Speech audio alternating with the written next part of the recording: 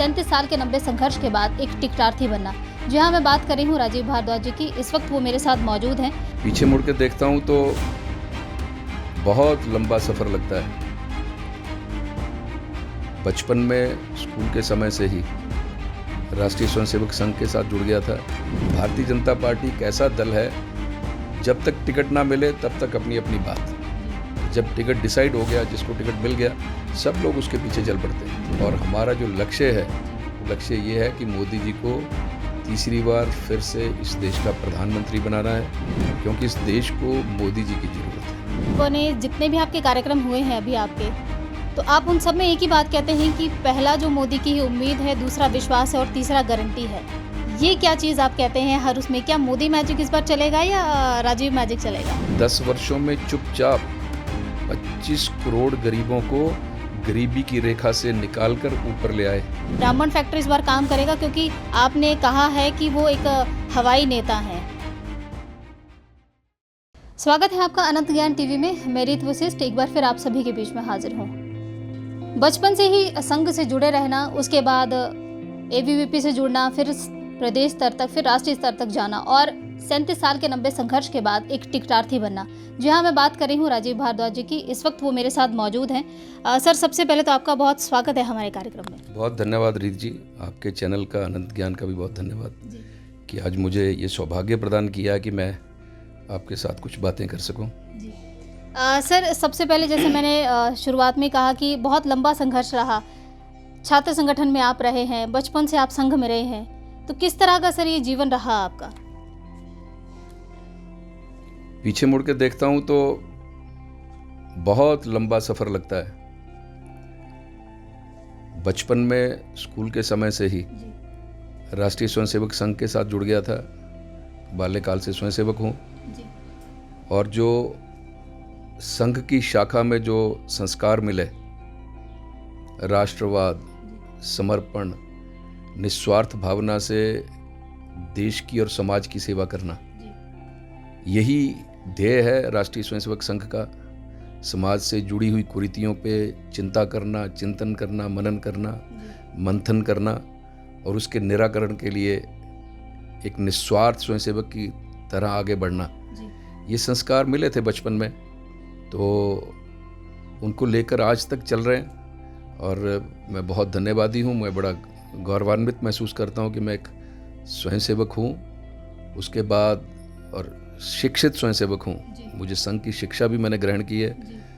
उसके बाद अखिल भारतीय विद्यार्थी परिषद में जब कॉलेज में आए तो विद्यार्थी परिषद से जुड़ गए। वहाँ ज्ञानशील एकता, इस ध्येय को लेकर चल पड़े। और अखिल भारतीय विद्यार्थी परिषद में इस संगठन का ये मानना है कि छात्र कल का नहीं, आज का नेता है। छात्र को समाज में जो घटित हो रहा है, चाहे वो सामाजिक रूप से, चाहे वो राजनीतिक रूप से, चाहे किसी और रूप से, उसके लिए जागरूक रहना चाहिए छात्र को, क्योंकि आने वाले समय में उसे नेतृत्व करना इस देश का। तो देश की समस्याओं के प्रति जागरूक रहना और उन समस्याओं के लिए लड़ना, सड़कों पे आगे लड़ना और मजबूर करना कि ये समस्याएं ना हो इस देश में, इस प्रदेश में, तो वो संस्कार लेकर चलते रहे। अखिल भारतीय विद्यार्थी परिषद में सभी चुनाव इस बैनर के तले लड़े भी और जीते भी। तो ऐसा लंबा संघर्ष रहा है। और 89 में मैं भारतीय जनता पार्टी में आ गया था, युवा मोर्चा के कार्यकर्ता के रूप में यूथ विंग में आया था। और जसूर, जहाँ मेरा घर है, वहाँ जसूर बूथ के अध्यक्ष के रूप में मैंने अपना राजनीतिक जीवन शुरू किया था। सर, तो जिस वक्त आपको टिकट फाइनल हुआ था, उस वक्त बहुत सारे दावेदार थे जो टिकट की चाह थे कि हमें शायद टिकट मिलेगा, लेकिन जिस वक्त आपको टिकट मिला है तो जो बाकी के दावेदार रहे, तो उनको आप कैसे पार्टी के साथ लेके चलेंगे? क्योंकि वो भी कुछ नाराज चल रहे हैं, ऐसा सुनने में है। और दूसरी बात ये करूंगी कि जो 6 बागी विधायक रहे कांग्रेस के, उनको भी बीजेपी ने टिकट दिया है, तो इन सब को आप कैसे साथ लेके चलेंगे और कितना चुनौतीपूर्ण है ये आपके लिए? टिकट की जब प्रक्रिया चलती है तो उसमें लोकसभा के टिकट की चर्चा थी, तो उसमें ऐसा है कि इतने अच्छे अच्छे कार्यकर्ता भारतीय जनता पार्टी में हैं, तो 5-6 कार्यकर्ताओं के ऊपर पार्टी मंथन कर रही थी लेकिन दे आर द बेस्ट जज। पार्टी ने ये जो निर्णय किया, और इस बार भारतीय जनता पार्टी में हमारा जो केंद्रीय नेतृत्व है ये तय करता है कि कब किस कार्यकर्ता को किस मोर्चे पर खड़ा करना है। तो इस बार ये तय किया उन्होंने कि राजीव भारद्वाज को इस बार लोकसभा का चुनाव लड़ना है, तो उनके इस आदेश को शिरोधार्य करके निकल पड़े।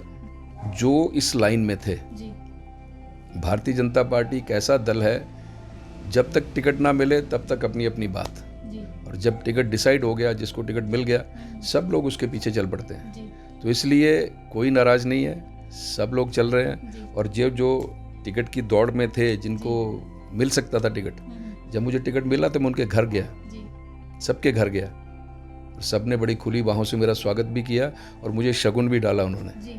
और आज सब कंधे से कंधा मिलाकर एक दूसरे के साथ मोदी जी का गुणगान करते हुए निकल पड़े हैं। और हमारा जो लक्ष्य है, वो लक्ष्य ये है कि मोदी जी को तीसरी बार फिर से इस देश का प्रधानमंत्री बनाना है, क्योंकि इस देश को मोदी जी की ज़रूरत है। आपने मोदी जी की बात की कि मोदी जी को इस बार फिर से बनाना है, तो आपने अपने जितने भी आपके कार्यक्रम हुए हैं अभी आपके, तो आप उन सब में एक ही बात कहते हैं कि पहला जो मोदी की उम्मीद है, दूसरा विश्वास है और तीसरा गारंटी है।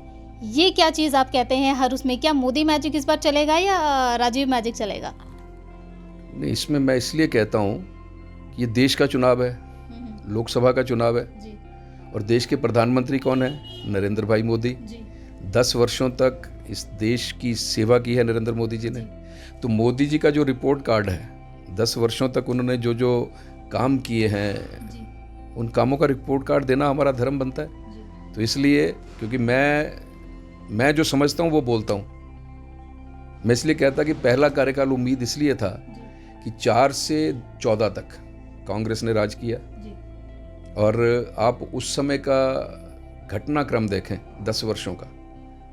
मनमोहन सिंह जी इस देश के प्रधानमंत्री थे, कुछ नहीं बोलते थे, वो कुछ नहीं बोलते थे, क्योंकि वो नाम के प्रधानमंत्री थे।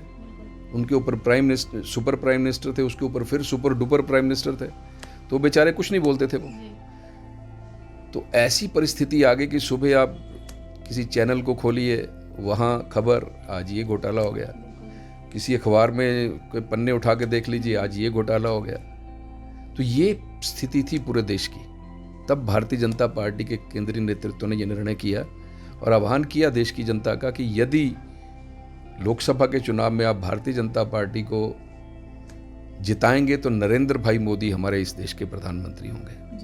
उस समय मोदी जी गुजरात के मुख्यमंत्री थे और 5 बार के लगातार मुख्यमंत्री थे, और उनकी जो गुजरात में जो उन्होंने किया था वो पूरे देश में चर्चा का विषय था। और गुजरात मॉडल आपने सुना होगा, उसकी चर्चा होती थी पूरे देश में। तो लोगों में एक उम्मीद जगी थी कि अब मोदी जी आए हैं तो कुछ करके दिखाएंगे। 5 वर्ष काम किया उन्होंने, 282 सीटें लेकर भारतीय जनता पार्टी सत्ता में आई, और उम्मीद का जो 5 वर्ष थे, जो अगला चुनाव आया, इस देश की जनता ने उनको 303 सीटें देकर मोदी जी को प्रधानमंत्री बनाया और भारतीय जनता पार्टी और एनडीए को सत्ता में लेकर आए। वो उम्मीद का कार्यकाल था, उम्मीद पे खरे उतरे। दूसरा कार्यकाल जो अब समाप्त हुआ है, ये विश्वास का कार्यकाल था। विश्वास मैं इसलिए कहता हूं कि आयुष्मान भारत जैसी योजना लेकर आ गए गरीब के लिए, क्योंकि उन्होंने कहा था कि ऐ मेरे देशवासियों, मेरी सरकार गांव, गरीब और किसान के प्रति समर्पित सरकार होगी। तो 10 वर्षों में उन्होंने करके दिखाया, विश्वास पैदा किया जनमानस के बीच में। 4 करोड़ गरीबों को पक्के नए घर बनाकर दे दिए। और मैं सबसे बड़ी उपलब्धि मोदी जी की मानता हूं, हम कांग्रेस नारे लगाती रही, गरीबी हटाओ, गरीबी हटाओ, गरीबी हटाओ, पता नहीं कितने चुनाव जीत लिए उन्होंने। मोदी जी ने कोई नारा नहीं दिया। 10 वर्षों में चुपचाप 25 करोड़ गरीबों को गरीबी की रेखा से निकालकर ऊपर ले आए। ये सबसे बड़ी उपलब्धि मानता हूं मैं मोदी जी की 10 वर्षों की। और कितनी योजनाएं किसानों के लिए, किसान सम्मान निधि के रूप में उनके साथ खड़े हो गए। कितनी योजना गिनाएं आपको, उज्ज्वला योजना, अपनी गरीब माताओं बहनों के लिए मुफ्त गैस का सिलेंडर, गैस का चूल्हा लेकर आ गए। और कितनी योजनाएं उनकी। वो विश्वास का कार्यकाल था, ये जो अभी समाप्त हुआ है। और मैं पूरे विश्वास के साथ कह सकता हूँ ये जो आने वाला कार्यकाल है, क्योंकि देश की जनता, प्रदेश की जनता, इस पार्लियामेंट्री की जनता ये निर्णय कर चुकी है, क्योंकि मैं देख रहा हूँ पिछले 1.5 महीने से घूमकर, ये जो कार्यकाल मोदी जी का होगा ये गारंटी का कार्यकाल होगा। देश जनहित के बड़े बड़े निर्णय देखेगा इस बार, क्योंकि मोदी जी के लिए केवल देश है, देश है और देश है, और 140 करोड़ की जनता है जो उनके लिए परिवार है।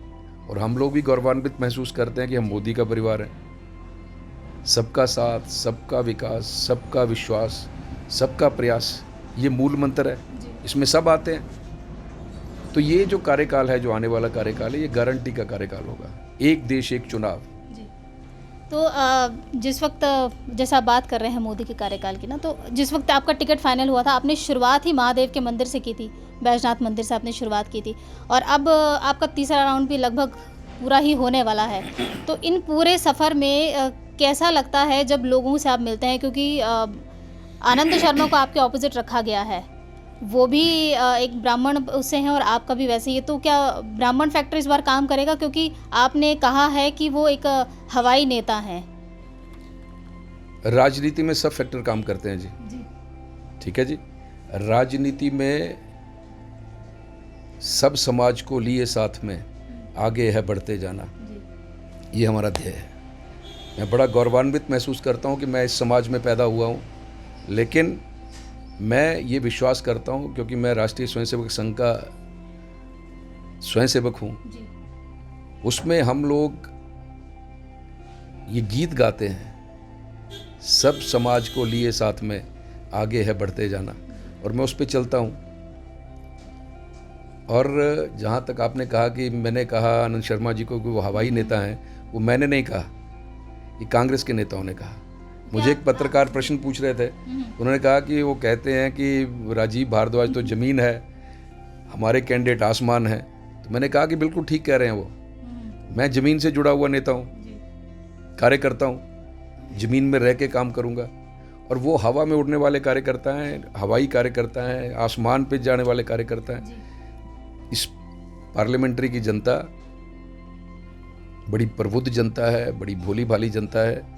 जनता जो ज़मीन से जुड़ा हुआ कार्यकर्ता है उसको आशीर्वाद देती है, और जो आसमान है उनको आसमान के रास्ते से ही एक्सपोर्ट कर देती है। मैंने ये कहा था। जी सर, फ़िलहाल जैसे सर से बात करते हैं तो बहुत ही दिलचस्प सी चीज़ें आ जाती हैं कि क्या पूछें और क्या ना पूछें, क्योंकि जो भी हम पूछते हैं उसमें हमेशा वो पलटवार ही रहता है सर, हमारे लिए भी ये रहता है। तो आगे बढ़ूंगी और ये पूछूंगी कि जब राम मंदिर बना था तो कांग्रेसियों का ये कहना था कि मोदी ने राम मंदिर बनाया है, बीजेपी ने ये राम मंदिर बनाया है, तो बीजेपी जो है वो राम के नाम पे वोट मांग रही है।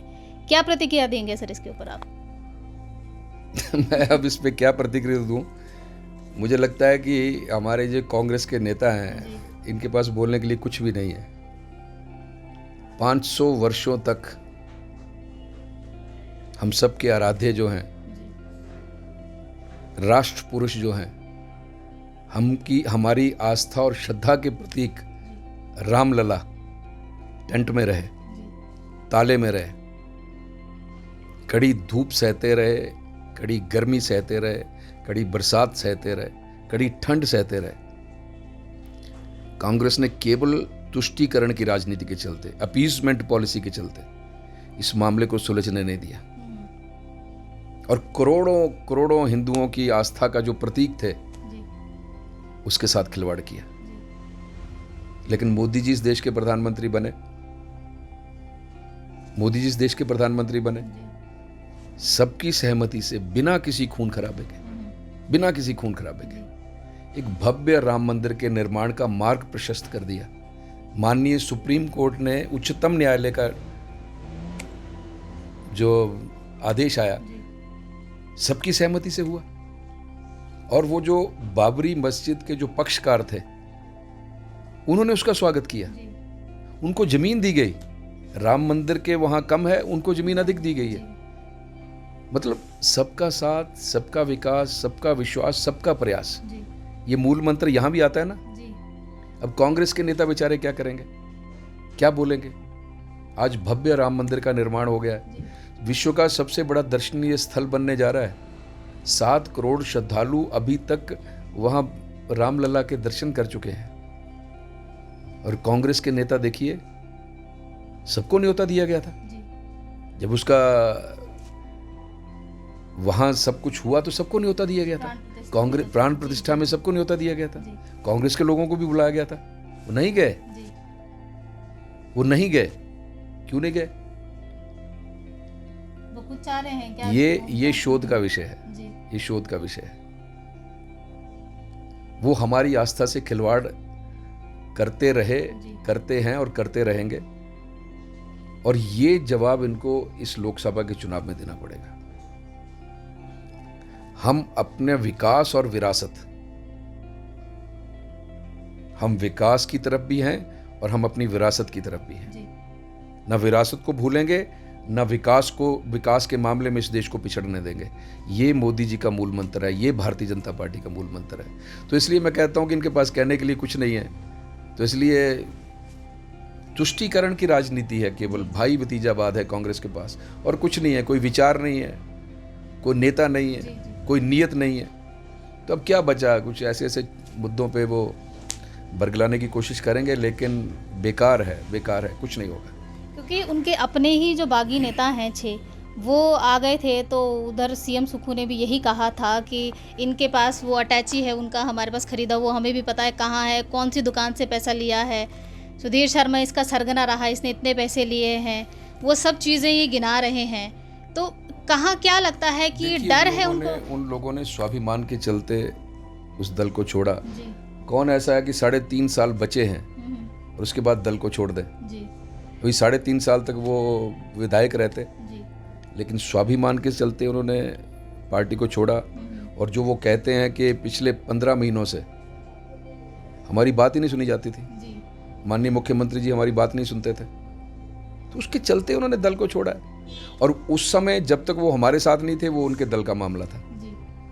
लेकिन अब वो हमारे पार्टी के माननीय सांसद हैं और हमारे क्षमा करें, वो सदस्य हैं हमारे, और पार्टी ने उनको टिकट दिया है। तो वो जनता के बीच में जा रहे हैं। और जहाँ तक ये आप बात कर रहे हैं कि ये अटैची वो सब कुछ, तो वो सुधीर शर्मा जी ने, मुझे लगता है कि नोटिस दे दिया है, नोटिस दिया है। उनको सामना करना पड़ेगा कोर्ट का।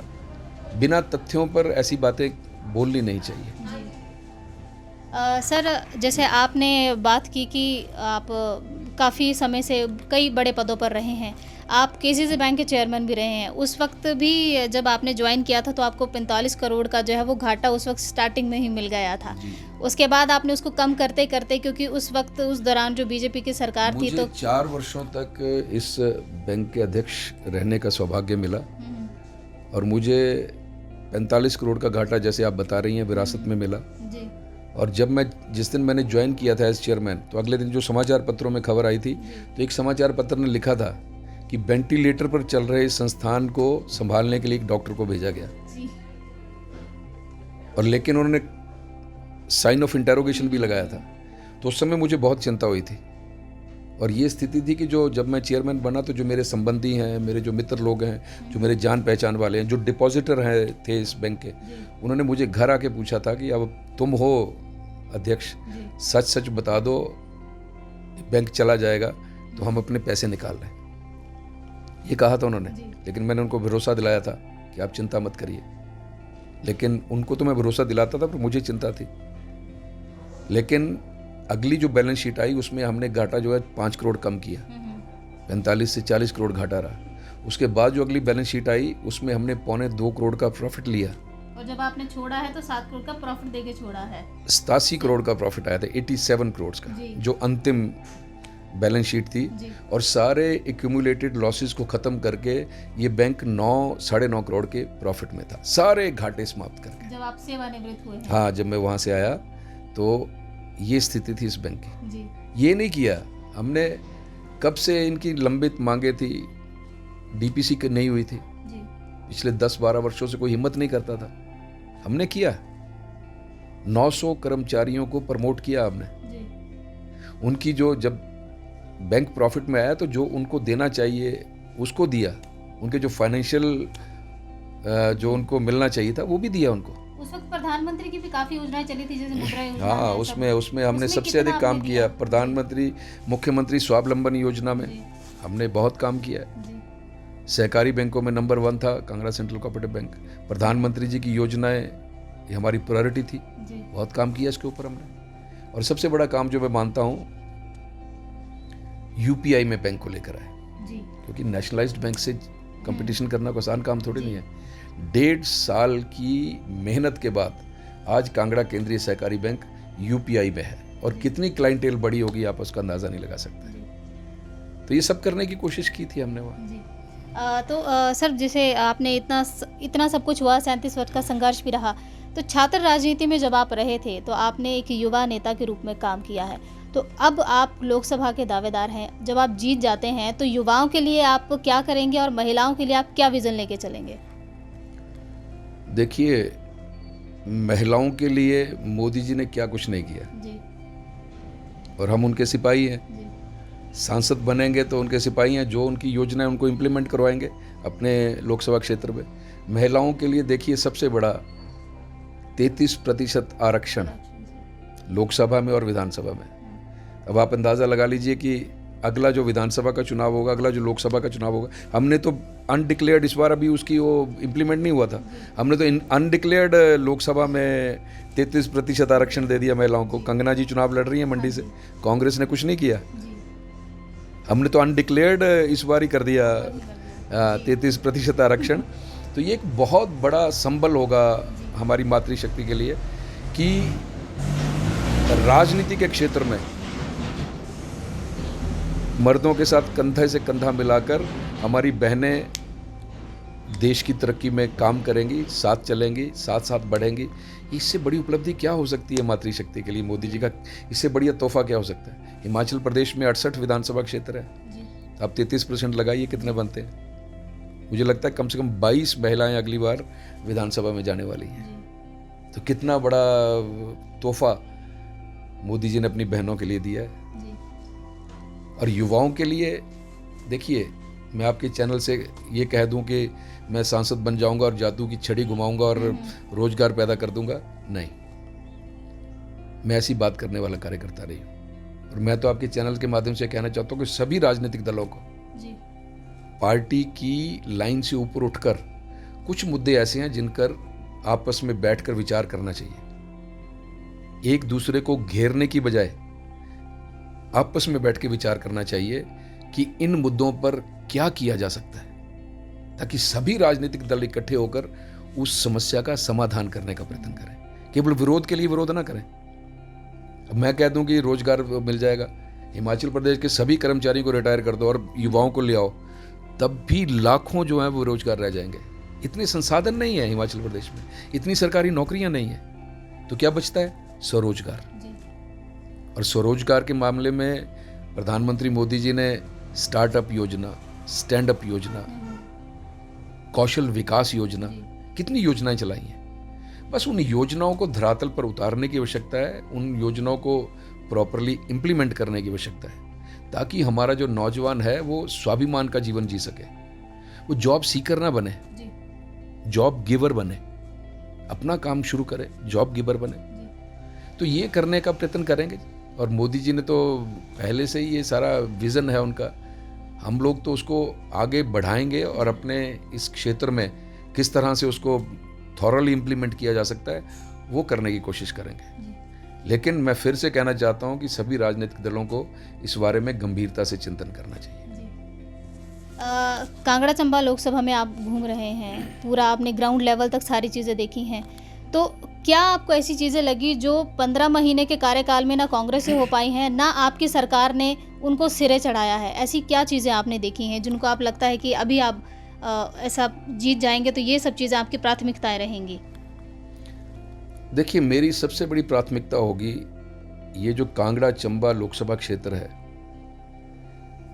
ये इतना खूबसूरत क्षेत्र है और मेरी पहली प्राथमिकता होगी पर्यटन की दृष्टि से इस क्षेत्र को एक्सप्लोर करना। जी। आप चंबा से ऊपर चले जाएं, इतने वर्जिन प्लेसेस हैं जहां कहीं टूरिस्ट को आप अगर पहुंचा देना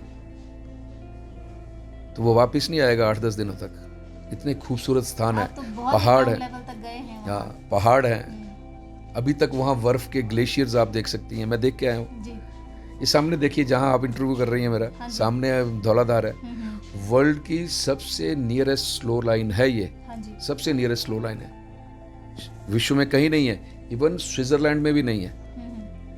अब टूरिस्ट को वहाँ कैसे पहुँचाना है, ये विचार करने की आवश्यकता है, ये सोचने की आवश्यकता है। उस पर काम करेंगे कि रोप वे से हो सकता है, किस तरह हो सकता है। तो ये मेरी पहली प्राथमिकता होगी। और मेरी दूसरी प्राथमिकता जो रेल कनेक्टिविटी है, इसको बढ़ाना चाहिए। पीछे रेल पिछले कुछ 6 महीने से बिल्कुल बंद थी। पीछे मैं 3-4 जगह गया तो सबकी बड़ी चिंता थी इसका। तो हमने दिल्ली में बात की और ये कहा कि हमारे क्षेत्र का ये सबसे बड़ा इशू है और इसको ठीक करना चाहिए। एकदम से ट्रायल हुआ और आज ट्रेन चलनी शुरू हो गई है। मैं आपके चैनल के माध्यम से जो हमारे नेतृत्व है उसका भी धन्यवाद करना चाहता हूँ और मैं बधाई देना चाहता हूँ जनमानस को कि अब ये जो लाइफ लाइन है हिमाचल हमारे कांगड़ा घाटी की, ये चल पड़ी है और इसको स्ट्रेंथन करने की कोशिश करेंगे, ब्रॉड गेज करने की कोशिश करेंगे। इसके लिए जो किया जा सकता है वो करेंगे। और तीसरी, पौंग बांध विस्थापित क्योंकि मैं पौंग बांध विस्थापित हूँ, विस्थापन की पीड़ा मुझसे बेहतर कोई नहीं जानता। तो उसमें कई मामले लंबित हैं, अभी तक कई समस्याएं हैं। तो आपके चैनल के माध्यम से मैं ये भी विश्वास दिलाना चाहता हूँ कि जितनी भी समस्याएं हैं, दिल्ली में बात करके, राजस्थान सरकार से बात करके, उनको परस्पर सहयोग से सुलझाने का प्रयत्न करेंगे। जी, चलिए, आपने बहुत अपना कीमती समय दिया। आखिरी में आपसे सवाल करूंगी कि इतने समय से आप इस कार्यक्रम में हैं, सब कार्यक्रम कर रहे हैं, बचपन से आपने संघ के साथ जुड़े हैं, किसको अपना रोल मॉडल मानते हैं आप? राजनीति में हाँ, किसे आप अपना रोल मॉडल लेके चले हैं, राजनीति में हो या आप किसी एक विजन के लेके चले हैं कि नहीं ये मेरे लिए रोल मॉडल हैं, इस तरह से काम कर रहे हैं? मेरे लिए वो सभी रोल मॉडल हैं जी। जिन्होंने समाज के लिए निस्वार्थ भावना से काम किया है। जी। राष्ट्रीय स्वयंसेवक संघ की बात करें तो डॉक्टर हेडगेवार, जी। गुरु गोलवलकर जी, ये हमारे रोल मॉडल थे जिन्होंने जीवन खपा दिया, जीवन दे दिया। जी। वो हमारे रोल मॉडल हैं। और राजनीति की यदि बात करें तो विश्व विख्यात नेता नरेंद्र भाई मोदी हमारे रोल मॉडल हैं, जिनके जीवन का पल पल और शरीर का कण कण केवल देश, देश और देश के लिए है, जिनका अपने लिए कुछ नहीं है। और वही कारण है कि आज देश देखो उनके नेतृत्व में कहाँ से कहाँ पहुँच गया। और कितने नेता हैं, जगत प्रकाश नड्डा, जिनके साथ मुझे सौभाग्य मिला है अखिल भारतीय विद्यार्थी परिषद में काम करने का, जिनके साथ काम किया है, 8-9 वर्षों तक काम किया है। और आज मुझे सौभाग्य मिल रहा है कि जिस पार्टी के वो राष्ट्रीय अध्यक्ष हैं, उस पार्टी का मैं भी एक छोटा सा कार्यकर्ता हूँ। और उनसे बहुत कुछ सीखा है, छात्र जीवन में सीखा है, अब बहुत कुछ सीख रहे हैं। तो वो भी हमारे रोल मॉडल हैं। श्रद्धेय शांता कुमार जी, जब मैं राजनीति में आया तो वो चेहरा सामने थे। तो वो शांता कुमार जी की आपने बात की तो ऐसा है कि टिकट में कहीं ना कहीं शांता जी का भी ऐसा है कि क्या उनके नाम पे ही आपको टिकट फाइनल हुआ था? नहीं, ये देखिए, शांता जी अब ऐसा है कि इलेक्टोरल पॉलिटिक्स नहीं करते हैं वो, ठीक है जी। तो अब मैं उनके साथ पिछले 40 सालों से जुड़ा हुआ कार्यकर्ता हूँ और मुझे स्नेह भी करते हैं। तो मैं जब उनके पास गया था तो मैं आशीर्वाद मांगने गया था, केवल आशीर्वाद मांगने गया था, उनके पाँव छू के, उनके नहीं, श्रद्धेय प्रेम कुमार धूमल जी के भी, उनके भी पाँव छू के मैंने केवल आशीर्वाद मांगा था। क्योंकि वो जीवन के उस पड़ाव पर हैं, जीवन के उस पड़ाव पर हैं, वहाँ उनसे कुछ मांगना मुझे लगा कि अच्छा नहीं है। लेकिन इतने बड़े नेताओं का आशीर्वाद जब मिल जाए तो ये जो मुझे टिकट मिली है, अब मुझे नहीं पता कि उन्होंने कहीं बात की है कि नहीं की है, क्योंकि मैं ऐसा कार्य करता हूँ कि जो इन बातों को पूछता नहीं हूँ। लेकिन इतना मुझे विश्वास है कि आशीर्वाद तो उन्होंने मुझे अवश्य दिया था। और जो मुझे टिकट मिली होगी तो आशीर्वाद बहुत बड़ा रोल प्ले करता है। और टिकट मिलने में हमारा जो प्रदेश का नेतृत्व है, श्रद्धेय जननायक जयराम ठाकुर जी, श्रीमान राजीव बिंदल जी, आदरणीय अनुराग ठाकुर जी, हमारे सिद्धार्थन जी, इन सब का सहयोग, चर्चा, विचार सब पे होता है। अब विचार के बाद क्या निकल कर आता है वो सबको मान्य होता है। तो इसलिए मुझे सबका आशीर्वाद भी मिला, सहयोग भी मिला और मार्गदर्शन भी मिला। इसके लिए मैं आपके चैनल के माध्यम से इन सभी वरिष्ठतम नेताओं का कोटि कोटि वंदन करता हूं, अभिनंदन करता हूं और आपके चैनल के माध्यम से इन सभी वरिष्ठतम नेतृत्व को विश्वास भी दिलाता हूं कि जो विश्वास मुझ पर आपने व्यक्त किया है, एक कार्यकर्ता के रूप में, एक कैंडिडेट के रूप में, आने वाले समय में उस विश्वास पर 100% खरा उतरूंगा और आने वाले समय में पार्टी के लिए एसेट बन के दिखाऊंगा, ये मैं विश्वास दिलाता हूँ। तो आपने बात की विश्वास की, पार्टी ने आप पे विश्वास दिखाया है और आपको टिकट दिया है। आखिर में जनता से क्या कहना चाहेंगे आप अपनी पूरी जनता से लोकसभा की? मैं जो जनता जनार्दन है कांगड़ा चंबा लोकसभा की, क्योंकि मैं आपको भगवान मानता हूँ और आप ही निर्णय करने वाले हैं। भारतीय जनता पार्टी के प्रत्याशी के रूप में मेरे वरिष्ठतम नेतृत्व ने मुझे चुना है और मैं उस निमित्त पिछले 1.5 महीने से कांगड़ा चंबा लोकसभा में घूम रहा हूँ। 3 राउंड मेरे 20 तारीख तक कंप्लीट होने वाले हैं, कंप्लीट हो जाएंगे। चौथे राउंड पे भी चल पड़ूंगा। सभी मेरे युवा मित्रों से, मेरी मातृशक्ति से, मेरे आदरणीय बुजुर्गों से, सबसे मेरी हाथ जोड़कर प्रार्थना है कि इस छोटे से कार्यकर्ता को जिस पर पार्टी ने विश्वास दिलाया है उसको आशीर्वाद दें, उस पर अपना विश्वास जताएं और अधिक से अधिक मतों से जिताकर दिल्ली भेजें, क्योंकि मोदी जी को तीसरी बार फिर से इस देश का प्रधानमंत्री बनाना है और मोदी जी इस देश की ज़रूरत है। इसलिए युवा, मातृशक्ति, बुजुर्ग और समाज का हर वर्ग, इनसे मेरी प्रार्थना है कि उनको आशीर्वाद दें। बहुत बहुत धन्यवाद सर, आपका आभार कि आपने अपना कीमती समय दिया। आपको भी अभी निकलना है तो उसके लिए बहुत बहुत धन्यवाद सर। बहुत बहुत धन्यवाद जी।